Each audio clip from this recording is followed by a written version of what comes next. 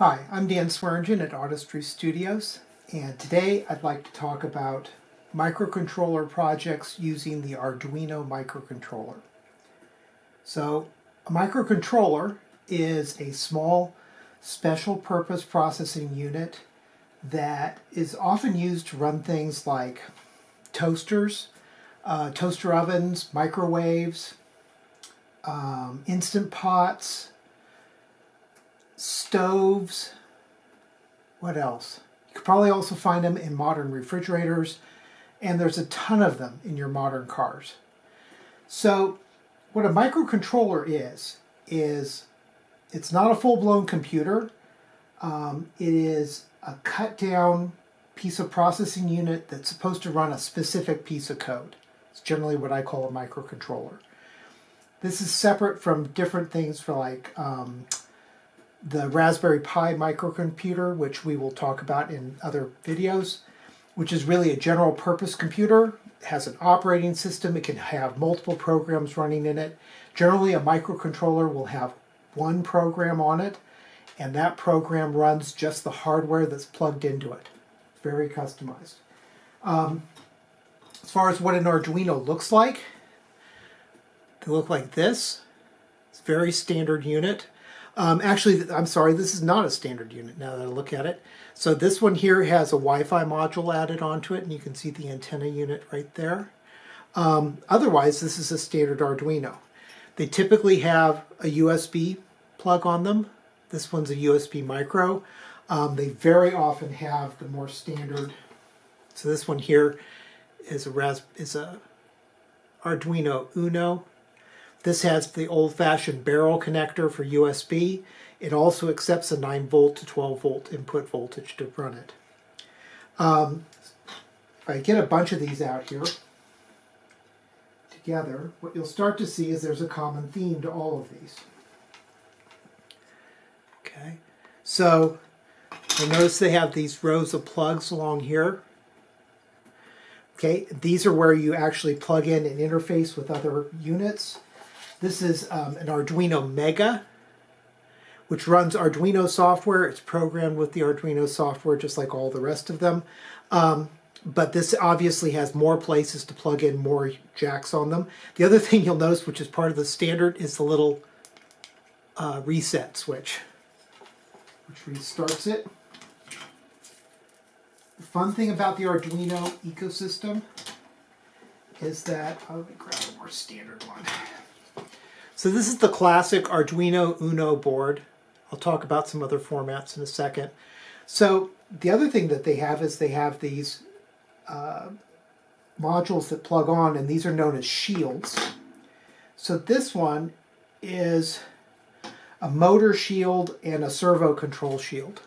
So what you can see is that it has a series of plugs for plugging in servos, distinctive 3-pin array, has areas for high current voltage connections to be made to it. This one also has a beeper on it. And then what it does is it plugs in, and the pins just engage like here, and it just comes right down on top. This is a prototyping board, and this is where you're prototyping something, and what you would do is go ahead and prototype everything on the pin board, and then later you would do a solder version. Top. Now, I've already shown you the Mega, which has a lot of plugs on it. This is the Uno, which is a real standard one. There's also many much smaller form factors.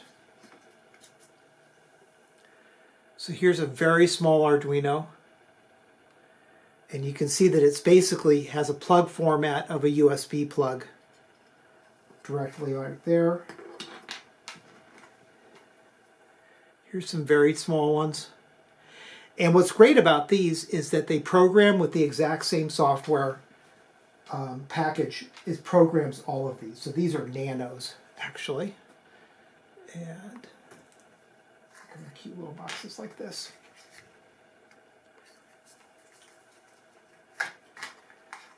What I'll continue on with is examples of Arduino Robots, because they make a really good introductory project.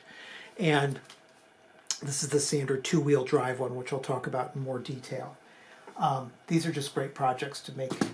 The other thing we'll talk about is Arduino starter kits, which is a great way to get started working with Arduinos.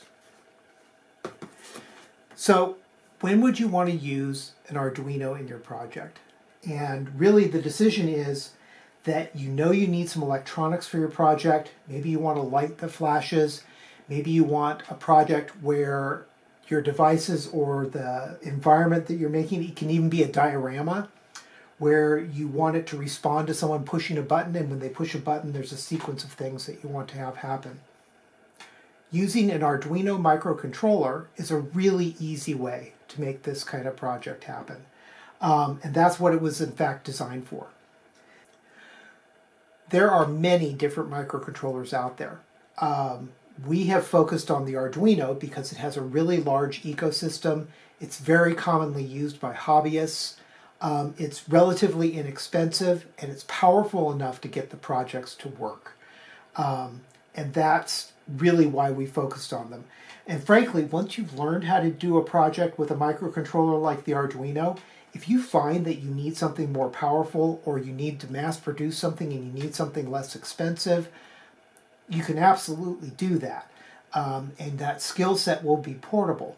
But for students that are working with us here at Autistry, standardizing on the Arduino means there's a huge ecosystem of parts, and we have a lot of staff that know how to use it, and it's just a really good way for us to go.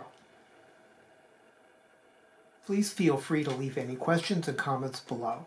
In part 2, we'll show you more robots that are made with the Arduino, and in part 3, we will actually be playing with those robots. Thank you.